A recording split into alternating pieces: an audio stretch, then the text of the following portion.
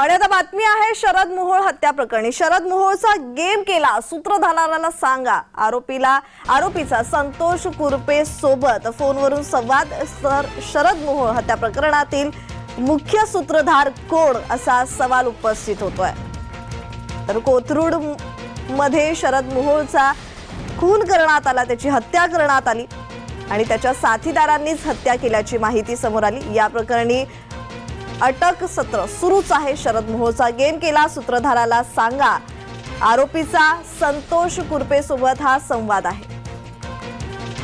तर या संदर्भात अधिकची माहिती देत आहेत आमचे प्रतिनिधी अजिंक्य धायगुडे। अजिंक्य, शरद मोहोळचा हत्या प्रकरणी खरं तर वेगवेगळे खुलासे होताना दिसतात। शरद मोहोळचा गेम केला सूत्रधाराला सांगा असं म्हणत एका कर्मचाऱ्याला म्हणजेच संतोष कुरपे सोबत फोनवरून हा संवाद झालेला आहे। या संदर्भात ताजा तपशील।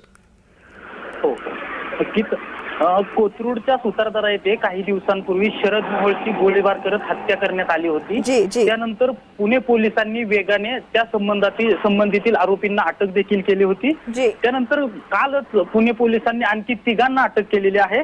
या तिघांकडून अशी माहिती समजते की ज्यावेळी या आरोपींनी गोळीबार करण्याचा सराव केला त्यावेळी हे तीनही आरोपी त्या ठिकाणी उपस्थित होते, त्या ठिकाणी होते। या सर्व कट रचला गेला, त्या मीटिंग मध्येही हे आरोपी होते आणि त्यातील जो एक आरोपी आहे जो संतोष कुरपे हा केंद्र शासनाचा कर्मचारी आहे आणि ज्यावेळी शरद मोहोळवर गोळीबार करण्यात आला त्यानंतर काहीच वेळात या कर्मचाऱ्याला फोन करत मुख्य आरोपींनी सांगितलेलं आहे की शरद मोहोळचा गेम केलाय, मास्टर माइंडला सांगा। आणि याचाच तपास करताना पुणे पोलिसांना यांना अटक केलेली आहे। याला कालच न्यायालयात दाखल केले असता याच्या वकिलांनी मोठा युक्तिवाद केलेला आहे की अनोळखी क्रमांकावरून फोन आला म्हणूनच ते त्या क्रमांकावर अनोळखी फोनवर बोलले असा युक्तिवाद देखील करण्यात आलेला आहे। परंतु पुणे पोलीस जे आहेत ते या सर्व प्रकरणाचा मास्टर माइंड कोण आहे यापर्यंत पोहोचण्याचा आता प्रयत्न करीत आहेत आणि तसा तपास देखील करत आहेत। जी धन्यवाद अजिंक्य, तुम्ही दिलेल्या माहितीसाठी।